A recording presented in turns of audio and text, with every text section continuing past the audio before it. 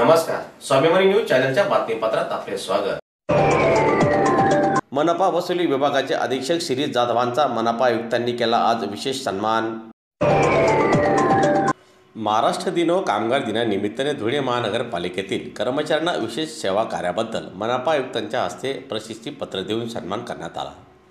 यात स्वच्छता कर्मचारी, शिपाई, लिपिक, त्याचप्रमाणे ज्युनियर इंजिनियर अधिकाऱ्यांचा देखील सन्मान करण्यात आला।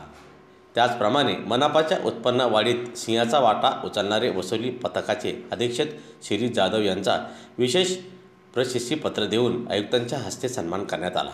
शिरीष जाधव यांनी आपल्या विभाग काम करीत असताना स्वतः थकबाकीदार यांच्यापर्यंत पोहोचत लाखो रुपयांची थकबाकी वसुली केली।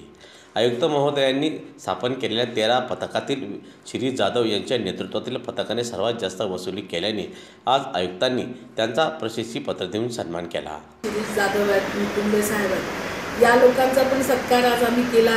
रिटायरमेंटच्या वरतीवर आहेत ही माणसं आणि यांचं विशेष कौतुक असं आहे की यांच्या काळामध्ये शहराचा म्हणजे अगदी शहर आणि हद्दवाढ असं मिळून एकत्रितरित्या पाणीपट्टी असेल, घरपट्टी असेल, हे एकत्रित आणि असेसमेंटचं काम पूर्णतः त्यांनी या पूर्ण वर्षभरामध्ये कंप्लीट केलेलं आहे।